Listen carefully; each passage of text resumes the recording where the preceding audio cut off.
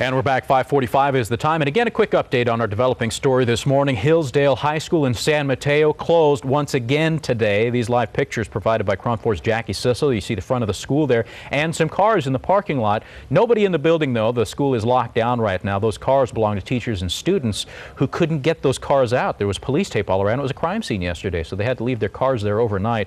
Hopefully they'll get them sometime soon. But the school remains closed again today. Not only are police still investigating it as a crime scene, but the school district still needs to examine and make repairs to the school. Of course, 2 pipe bombs went off there yesterday. Counselors, psychologists will be on staff today and tomorrow when students return for anybody who needs to talk about what happened. But let's talk more about the suspect in this case. We are learning more about that person.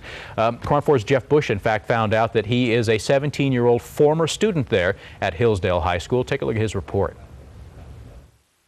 This is video of 17-year-old Alex Ushok being taken into police custody Monday morning. Shortly after his arrest, police put up yellow tape and searched the home on Casa del Campo where Ushok reportedly lives with his mother and sister. Federal agents from the ATF assisted with the search, which took most of the day. Ushok's neighbors were surprised to hear that he was the main suspect in the high school bombing. Neighbors say he mostly kept to himself. April de Guzman is Ushok's neighbor and went to middle school with him. He didn't really talk to anybody.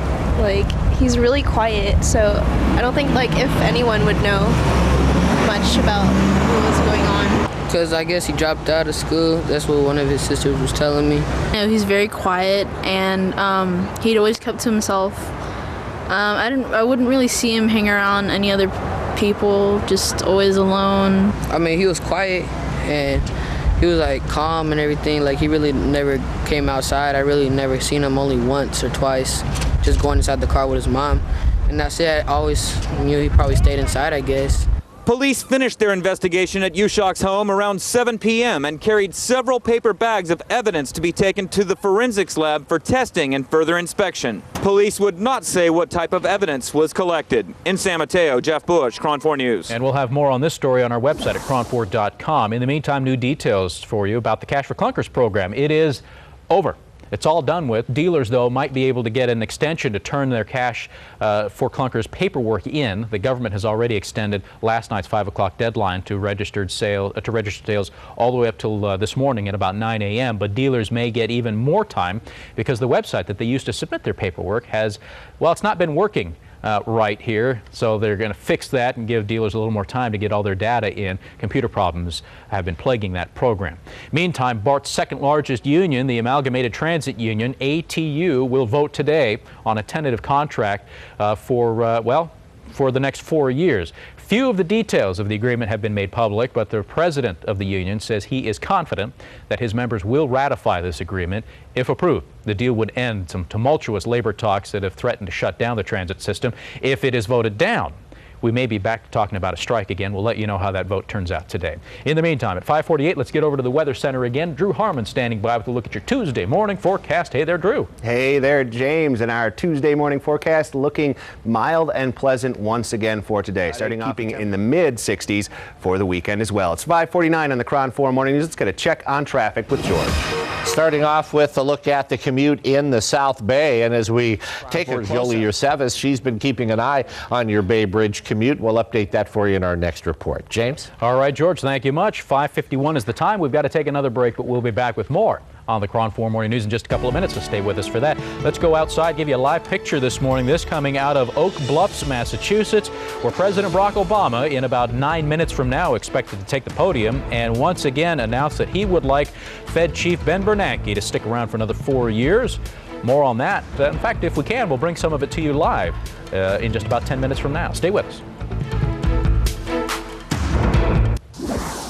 And we are back. 5:55 is the time. Countdown to shut down again. A reminder, we're only 9 days away from a complete shutdown of the Bay Bridge here over the Labor Day holiday weekend. And our web department has worked tirelessly to make KRON4.com your one-stop website with details about how to get around on Labor Day weekend and other links that you might need. KRON 4's web producer Kimi Sakamoto gives us a quick tour. We've built a special webpage dedicated to helping you prepare for the Bay Bridge closure. All you have to do is go to the front page of KRON4.com, click on the countdown clock on the right-hand side of the page that says Bay Bridge Countdown to Shutdown, and it will take you here, where you'll find all the KRON4 video coverage, including information about why the bridge is closing for 4 days and where you'll be able to find temporary detours. Also, check out our links on the right, including one to the Metropolitan Transportation Commission's page about the Bay Bridge project, as well as to various public transportation agencies throughout the Bay Area that are preparing to help you find a way to get around during the closure. And as always, we're taking your comments on the bridge shutdown. Let us know how you're planning on getting from one side of the bay to the other, and if this closure is affecting your holiday plans. So visit KRON4.com to start planning your way around the bay this Labor Day weekend. I'm Kimberly Sakamoto, KRON4 News. And this morning, just to let you know, live right now out of Oak Bluffs, Massachusetts, the president now at the podium getting ready to announce again that he'd like Fed Chief Ben Bernanke to stick around for another 4-year term. We're keeping an eye on it. We'll be back in just a moment. They'll stay with us. More on this and our top story. Hillsdale High School closed again after a student threw pipe bombs in the hallways there yesterday morning. Both of these stories coming up. Stay with us. Our auto industry is showing signs of life.